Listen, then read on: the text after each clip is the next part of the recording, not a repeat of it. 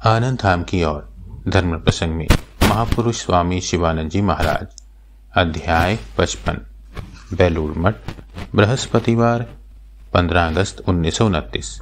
इस अध्याय के पूर्व भाग में हमने सुना था कि महापुरुष महाराज उनसे मिलने आए एक प्रिय भक्त का मार्गदर्शन कर रहे हैं और उसने बतला रहे हैं कि किस प्रकार प्रार्थना एवं ध्यान करना चाहिए। आइए अब हम उनके वार्तालाप को आगे सुनते हैं। पृष्ठ संख्या 167। भक्त कहते हैं, ध्यान किस प्रकार करूं? ठाकुर की संपूर्ण मूर्ति का ध्यान नहीं कर पाता। महापुरुष महाराज, वह ना कर सको तो ठाकुर के एक एक अंग का ध्यान करना। पहले श्री चरणों का ध्यान करना, फिर क्रमशः अन्य अन्य अंग प्रत्यंगों का, फिर ठाकुर की समस्त मूर्ति का एक साथ ध्यान में लाने का प्रयत्न करना। एक बार में पूर्ण मूर्ति का ध्यान करना ही अधिक अच्छा है।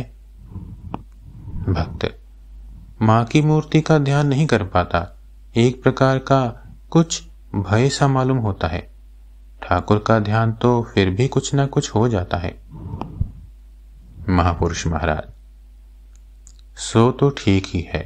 ठाकुर का ध्यान तो कर लेते हो ना, उसी से हो जाएगा।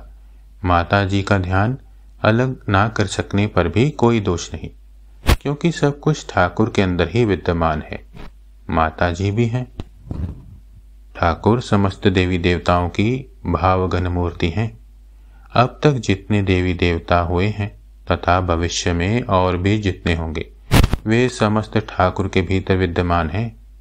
अतएव ठाकुर का ध्यान करने से सबका ध्यान करना हो जाता है, परंतु यह ज्ञान भीतर में अवश्य रहना चाहिए। भक्त, जप किस प्रकार करूं महाराज? महापुरुष महाराज, जप मन ही मन करना अच्छा है। माला जपे साला, कर जपे भाई, मन मन जपे तो बलिहारी जाई। मन ही मन जप करना अच्छा है। माला जप या कर जप करते समय गिनने की ओर नजर रखनी पड़ती है। इस कारण मन 16 आना जप में नहीं लगता। एकाग्रता में कुछ विघ्न होता है। खूब प्रेम से नाम लो, गिनती में क्या रखा है? यह क्या कोई बाजारू चीज है जो इतने रुपए गिन दिए और चीज खरीद लाए? भगवान देखते हैं भाव, वे देखते हैं हार्दिक आकर्षण। उनके ऊपर यदि प्रेम है तो फिर किसी वस्तु की आवश्यकता नहीं। प्रेम के साथ यदि एक बार भी उनका नाम लिया जाए तो मन प्राण आनंद से भर जाते हैं। प्रेम के साथ एक बार नाम लेना लाख लाख जप से अधिक है। अच्छा, मंदिर में गए थे ना? भक्त, नहीं महाराज, अब जा रहा हूं। महापुरुष महाराज, अवश्य जाओ। उनके स्थान पर आए हो, पहले उनके दर्शन करना चाहिए।